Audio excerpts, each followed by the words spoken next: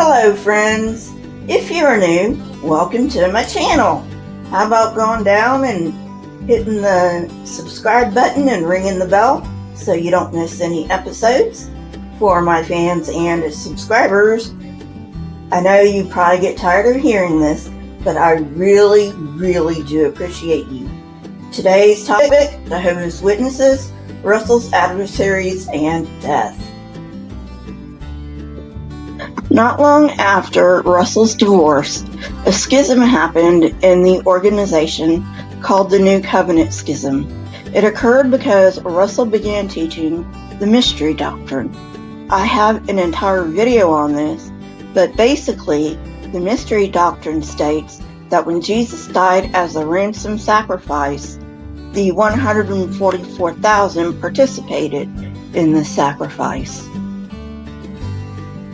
The ramifications of this doctrine was that members of the church were not under the new covenant because it could not apply to all mankind until all the members of the 144,000 had been sacrificed, resurrected, and raptured. This, he said, would not happen until 1914.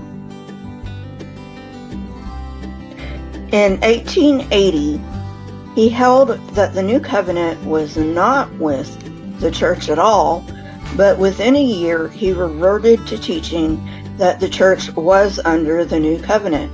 However, in the January 1907 issue of Zion's Watchtower, he reasserted this mystery doctrine despite being encouraged to abandon it.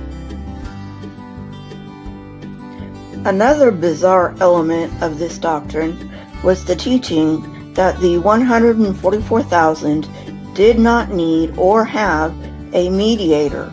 Both Jesus and the 144,000 composed the mediator for the rest of mankind. Many felt that Russell was becoming autocratic, and this feeling only intensified through another issue called the vow. Nobody objected to Russell taking this vow, of course. The problem came when he began to promote it for others. He wanted all pilgrims, now known as pioneers, and everyone in the Bible House family to take it as well. Most people complied, but others strenuously objected. They quoted Russell's earlier work against vows and felt that he had gone too far by publishing the names of those who took the vow, a not so subtle way of shaming those who had not. Although he agreed not to publish names in the future, he still kept a list. His critics viewed this list as a loyalty list and found themselves further alienated. Those that opposed both the mystery doctrine and the vow were prominent Bible students and Russell's close associates. Among these was E.C. Hennings, who served for a time as Watchtower's secretary-treasurer and had established a branch in Melbourne, Australia. In 1909, he wrote a letter to Russell that was later published. As a result, most of the Melbourne congregation, some Americans and others, left to form the New Covenant believers. Russell did not want them to leave, but he failed to grasp that his position as the faithful and wise servant, as well as being the Bible student's spiritual leader, made it impossible to openly disagree with him and stay within the organization. Russell had come to the conclusion that most of the clergy were quote-unquote false shepherds. He felt that they were not making an effort to preach God's kingdom and were teaching the false doctrines of hellfire and the immortality of the soul. This, of course, set him up for personal attacks. Newspapers and clergy accused him of adultery and financial fraud, especially in the miracle wheat debacle. Reverend J.J. Ross, a Canadian clergyman, accused him of perjury, who said that Russell had lied on the stand when he said he knew Greek. In 1904, a man in Fincastle, Virginia, discovered an unusually productive variety of wheat he labeled miracle wheat. In 1911, 2 Bible students donated 30 bushels of this wheat to the society, which sold it for $1 per pound as seed grain.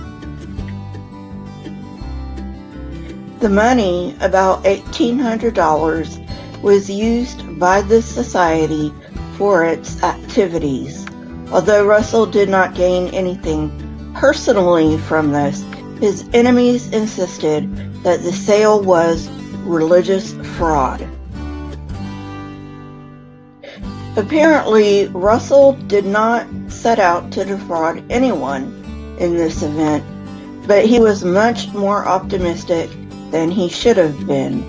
This miracle wheat turned out to be nothing more than a mutant strain which quickly lost its vitality.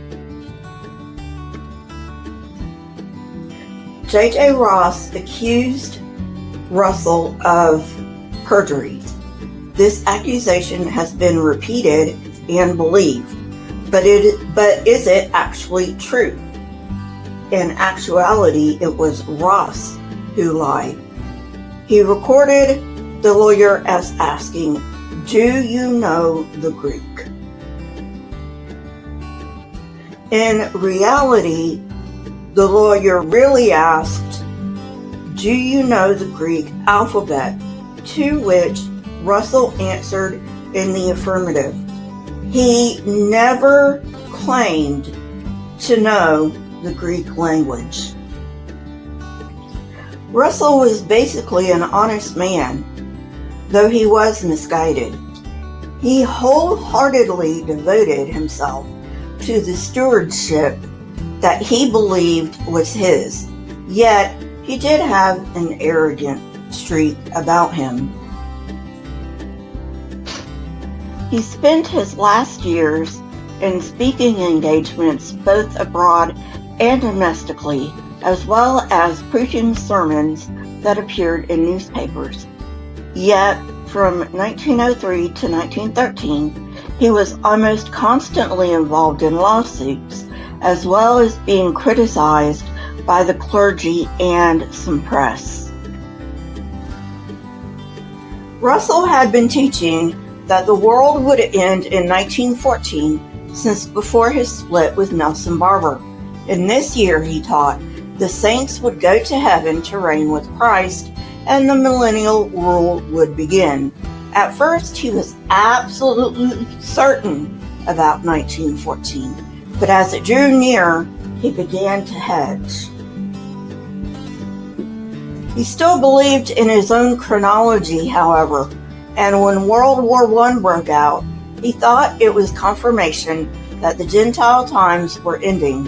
Unlike many of his followers, he was unfazed about not going to heaven.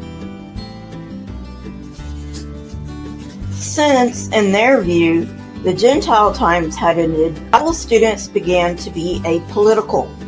Russell not only took a stronger stance on conscientious objection, he railed against clergy in Canada for recruiting for the war effort.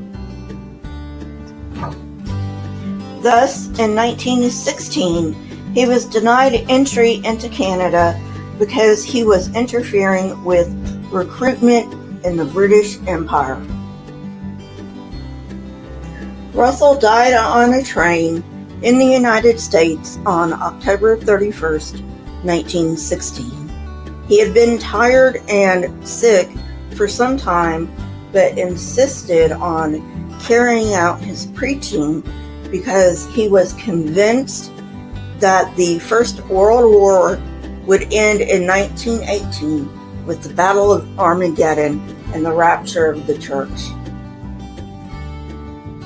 Well, friends, that's it for today. I hope you enjoyed it.